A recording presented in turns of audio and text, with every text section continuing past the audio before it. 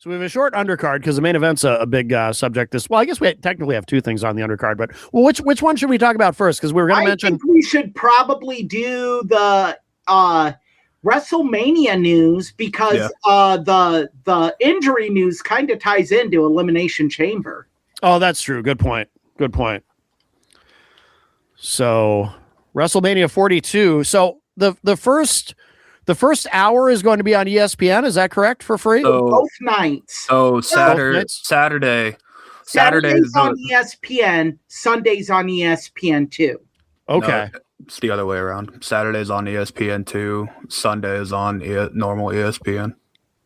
Okay. I mean, ESPN's got to get their money somehow out of this deal. I get it for people that don't have ESPN Unlimited or whatever. I get it for those people. It's weird. Like, you just know they are going to pump in as many ads and as many commercials as they possibly can because it's on free TV and it won't like matter that much. And if I'm wrong, I'll say that I'm wrong, but the first hour of Mania, not a whole lot goes on. There's maybe like a match maybe in the first hour, and then the rest of it's like promos or whatever the case may be. It's like, what do they really get? Like, if you're not an ESPN Unlimited subscriber or Netflix or whatever, like, what are you really going to get out of that first hour? Is basically my question. Here's my question, though, or my concern, or whatever. If you don't have ESPN Unlimited, I'm going to go out on a limb here and say you probably don't have ESPN. Right. Right. And so I don't get the strategy of this. I think, look, if they wanted to make noise, just put the first hour on ABC. Right. I mean, you know, that would be cool. That would be a way for the subscribers to pick up, in my opinion, is if you just do it, you know, just put it on ABC. And yeah, you're going to preempt local news by an hour, but most local news networks have sub channels they can air or stream it online. I don't think affiliates are going to go for that. I really don't. As someone who worked for an ABC affiliate, it doesn't really matter what the affiliates think. Yeah, but they can just not do it. I mean, it does happen. They could just say, no, we're not doing that. And something like this, they wouldn't, because you can sell local advertising for that window. True. And you could sell it at a premium rate. Like, local advertising is so forgotten when it comes to affiliates. Now, the affiliates may not like the fact that local news has to go to a digital sub channel. You're going to have engineering having to do extra work. It's not just that. What's going to happen at all these affiliates if they do something like that is the news departments are going to be enraged. So if you're running a television station, you've got to deal with that. You know, once again, working for a television station like I did, I can tell you what the EP is going to tell them. Shut the fuck up and read the news. Yeah, it's not going to happen anyway. It's not going to happen. But that would be a better strategy. You want to get people to subscribe to ESPN Unlimited, give them the first hour. Hell, in that first hour, give them one of your mid-card title matches. No, give see, them this is Intercontinental Championship. Give them a United States Championship. This was the question that I was going to ask. Do they give away a big match on that first hour? Yeah, why the hell wouldn't you? Yeah, they won't, but they absolutely should. Because you need to capitalize on this. Why wouldn't you say, okay, night 1, we're going to give you the men's intercontinental title match for free. Night 2, we'll give you the women's United States Championship match for free. You want to see more action like this later tonight? Well, the men's intercontinental or the women's United States title, however you want to do it, is going to be on. That's why you need to subscribe to ESPN Unlimited. And guess what we're going to do? You use promo code WrestleMania, we'll give you 60% off your first month. I think for the first hour, especially on Saturday, because it will be the first actual match of WrestleMania 41. I think they'll give away like a big gimmick match or something, like a tag team title, triple threat, TLC or something like that. Just the biggest spot fest you could ask for, free on TV to try and entice people to sign up for ESPN Unlimited. But see, the problem is, most people that have ESPN would have ESPN Unlimited. The only thing I can think of is that they're doing this for the YouTube TV people who don't have access to ESPN Unlimited at the moment. Are you going to pay $29.99, or are you just going to be like, is it worth the $30? If you're going to do this, you have to be prepared to give an additional premium to get those subscribers. They're not going to, that. No, I know they're not going to. Then this is a giant this first hour is just going to cut, and then they're like, all right, head over to ESPN Unlimited or Netflix to watch the rest of the show.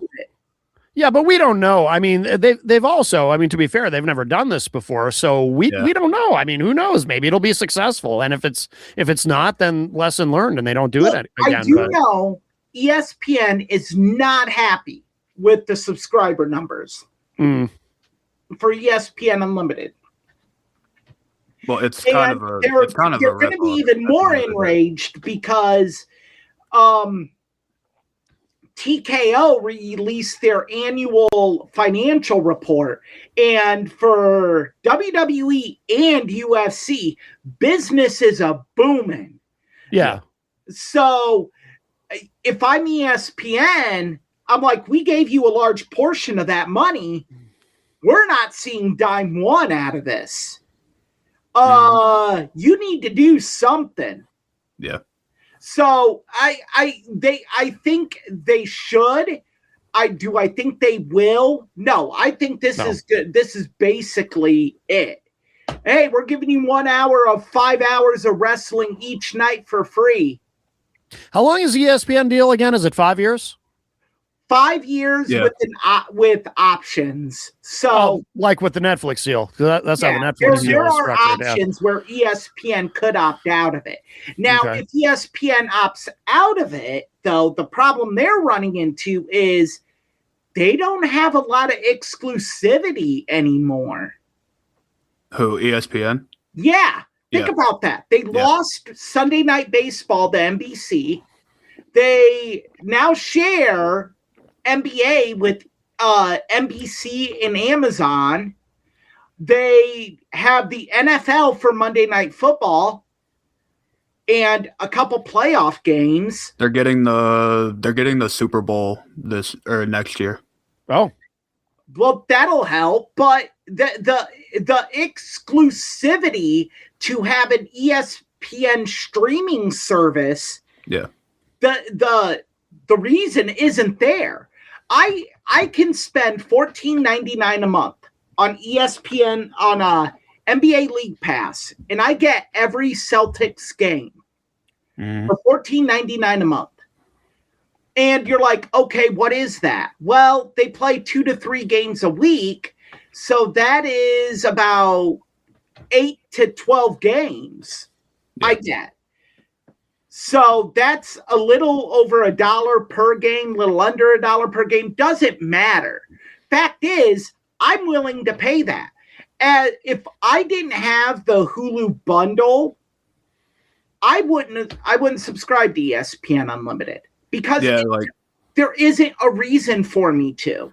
If I didn't get ESPN Unlimited for free through my cable provider, I wouldn't have it because there's just no reason to have it. I think paying $30 for it is a giant fucking ripoff for what they offer. Wait, we get that free with our DirecTV stream? Yeah, I told you that. No, you didn't. You never once told me that. I've told you this a few times.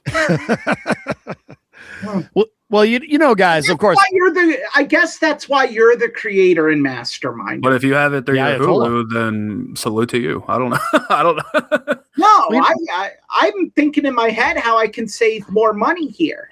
Oh, if you want to save more, see, well, there is No, we're not. No, stop. I'm just saying, our beautiful VPN, our beautiful VPN goddess is here to remind us, because this is what we do in my household. We just buy VPN.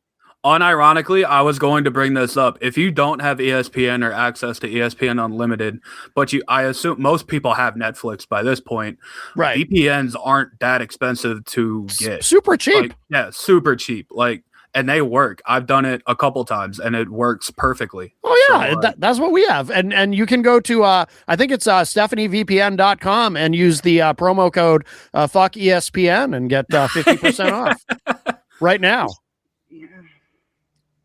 You can get, as Stephanie said in her ad read, you can get unlimited action. Yeah. I'm sorry, uninterrupted. I'm sorry, uninterrupted action. Pay for uninterrupted. I would pay for unlimited action with Stephanie McMahon Levesque. Of course you would. I no shame in that. Sure, and she's our VPN goddess. And any man that's looking at that picture, that is a great would picture. Honestly, say they would not. You are not a red-blooded American male. Yep, that's right. All right. Well, should we move on to the next item on the undercard? Yeah. I guess we'll. I have a vision. that vision is dying. That vision is dead. The vision is done. So, Justin, I can't even describe how unlucky this is. Like, it is crazy unlucky what this guy is going through. Oh yeah. You're not kidding. Bronson Reed, he was in a triple threat match for the elimination. It was in an elimination chamber qualifying match on Raw. Very routine spots going on. Jey Uso goes to pin the third person in the El Grande Americano, and Bronson Reed breaks up the pin. Very routine, very normal looking. But I had noticed that he is immediately grabbing at his arm. And he rolls under the ring, and he is gone for the rest of the match. And then I go on Twitter, and I see during the commercial, the refs are for shoot doing the X thing, which is, I mean, everyone knows this. That's like a guy is hurt for real. Yep. And tore his bicep, which is it's a tough injury. It's a long injury to come back from. And it's just a very unfortunate situation for the guy. Like, I feel bad for him. I feel anytime a wrestler gets injured, I feel bad. I think that's part of being a fan. And if you don't, then I think you really need to look in the mirror. And I don't know what to tell you. But my point is that you sit here and you kind of see the vision to me was on life support before this. It was on. So when Seth Rollins got hurt, I was like, wow, that sucks. Seth was finally leading his own stable for the first time in a while. Like, this stable was working. But Braun Breaker, he's next up. He can carry it well. And then he gets hurt. And that's when, this stable was like snake bit. I think is the term. This stable, like Eric said, this stable was on life support when Braun Breaker got hurt. In my opinion, Bronson Reed getting hurt is the death blow for this. Yeah, they need to kill this. This stable needs to get into Elimination Chamber in a few moments as to why they didn't kill this, but you gotta kill this. It is not working. Right now, the only two active members in this stable are Austin Theory and Logan Paul. The problem with that is that there is not an active guy in the Vision right now that is a tweener. There isn't a guy that people are endeared to. Why do you want to? Why do you need that? I don't get it. Because you need someone in the group that's over enough with the crowd to make the group relevant. And if you just have two guys, one guy that has go home heat in Austin Theory, and the other guy that just has straight heat, the fans are going to get bored. Even though you could have a great return match at WrestleMania surrounding this. See, I'm a big Logan Paul. Not. I don't mean I'm a fan of Logan Paul just generally, but in terms of a WWE performer, I think Logan Paul is incredible, I think you're him as a performer. But I think you're undervaluing him, though. I disagree with you. I'm not undervaluing him. I'm saying you need a guy like Logan Paul in a stable as well. That guy that is just a black hood heel. That's what he is. He is a heel. The fans hate him. But you also need that guy that, even though he's a heel, the fans think he's cool. And really? Yeah, I've always felt that. That's what endears a stable, because then you always have that guy to keep the stable fresh that you can turn at a moment's notice. I guess. I don't know. I feel like you're overthinking it. I just don't think Logan Paul works as the leader of this group, because now is Logan Paul the de facto leader of this group? Like, I know Paul Heyman is the leader of this group now, but as far as the performer and wrestling of this group goes, is it Logan Paul now the leader of this group? Like, I'm fine with that. See, I don't know. I think Logan Paul is I'm just endlessly impressed with this guy. But how far? I think he can do anything. How far can this group go, led by with Logan Paul leading Austin Theory? I mean, I don't really think we have enough. I don't think there's enough time to answer that question, because I think this stable is ending at WrestleMania. Probably, yeah. Based on what happened at Elimination Chamber, this stable is not making it past WrestleMania. I mean, there are ways you can go, and there is one thing that could save this group. How close is Braun Breaker to returning? It's not even back in time for WrestleMania, is he?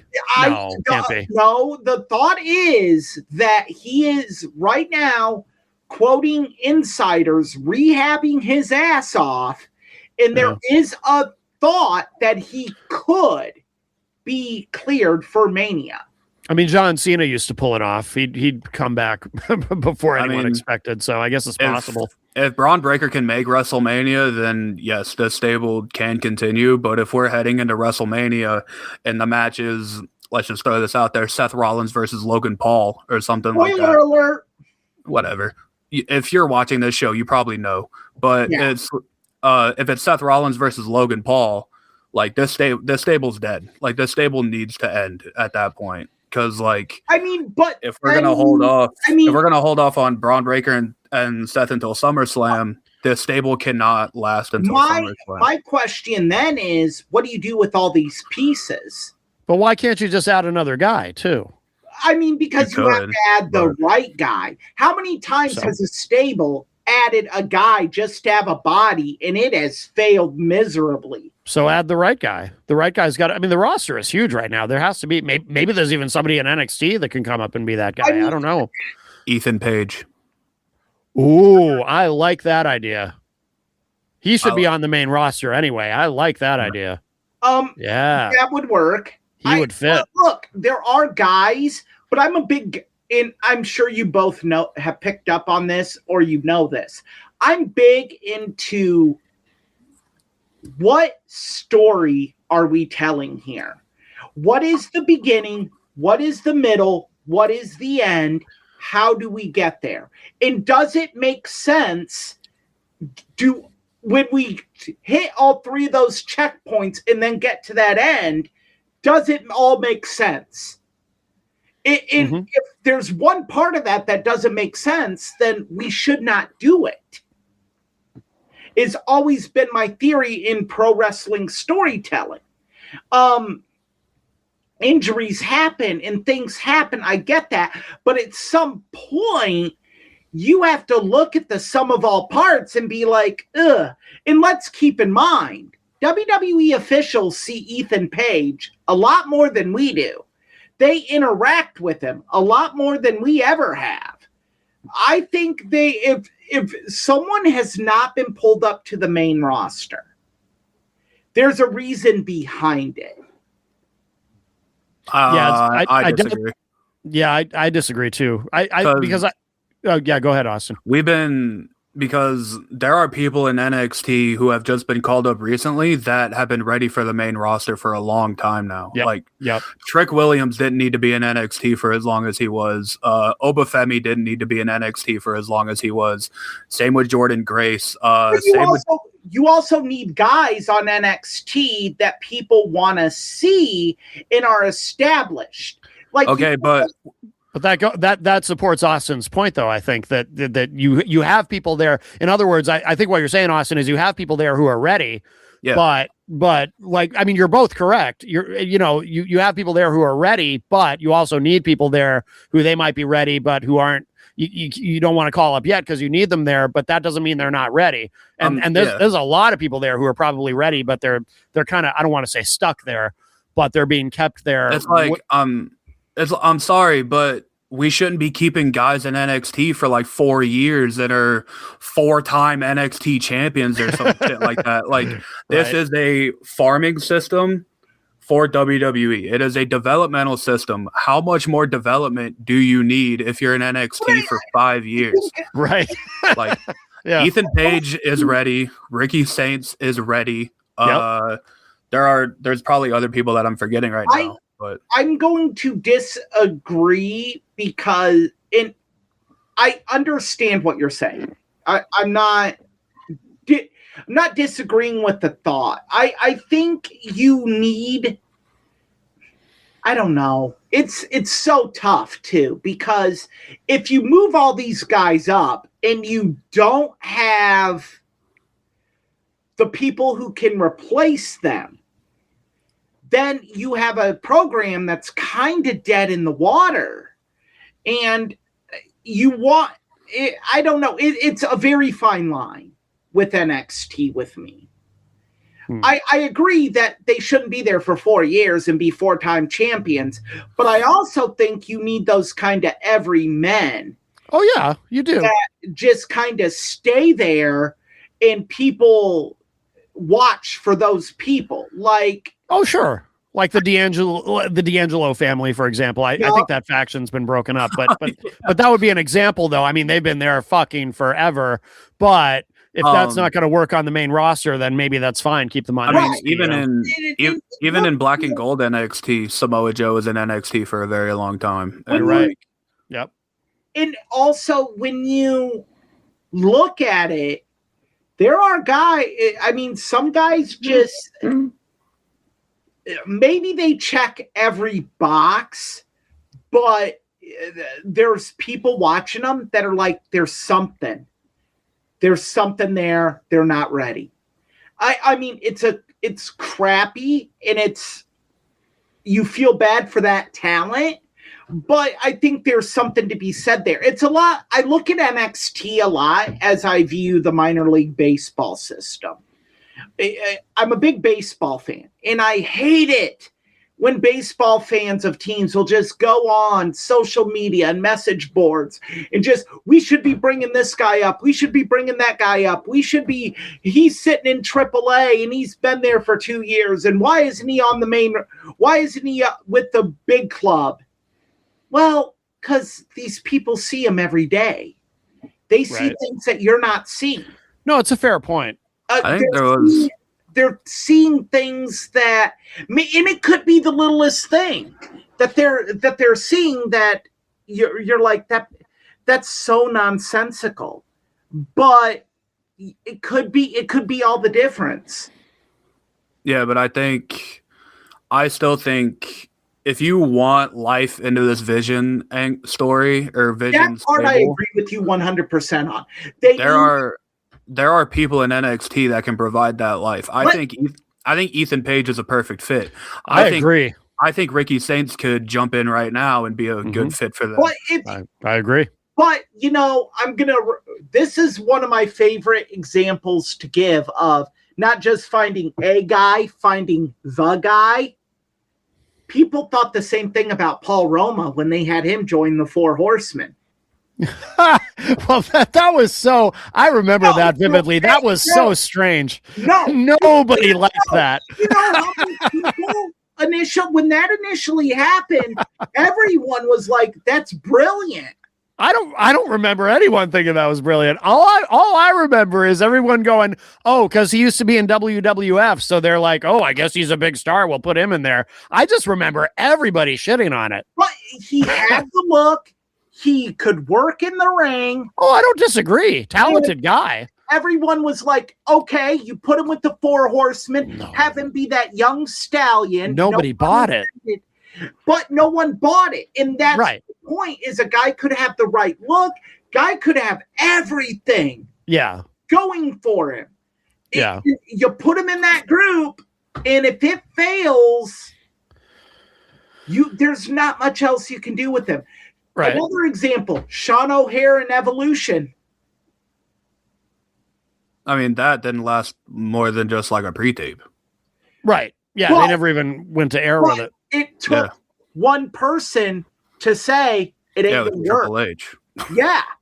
And if there's that one person, you need to listen to that one person over everyone else who sits here and says it will work. But in that case, was it that it wasn't going to work, or was it that Batista's just a better option?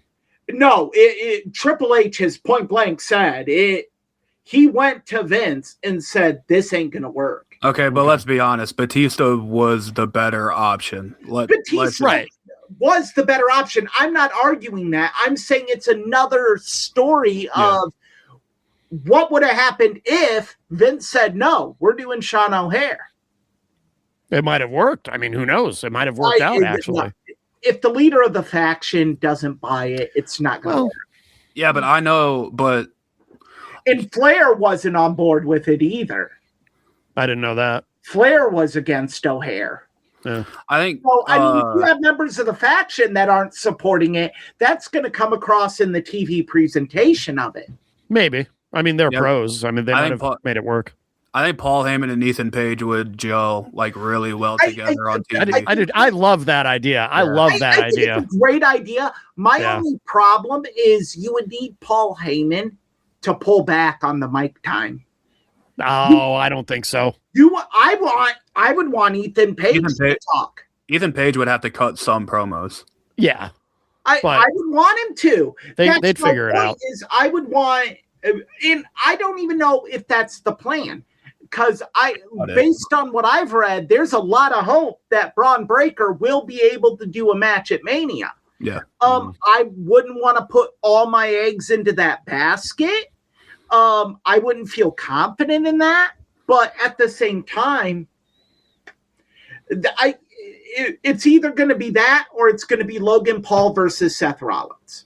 Yeah, I'm fine with that. And I think that's it really does suck though for Bronson Reed because it was going to be his match. Like, I think now we know be his match because of lack of better options.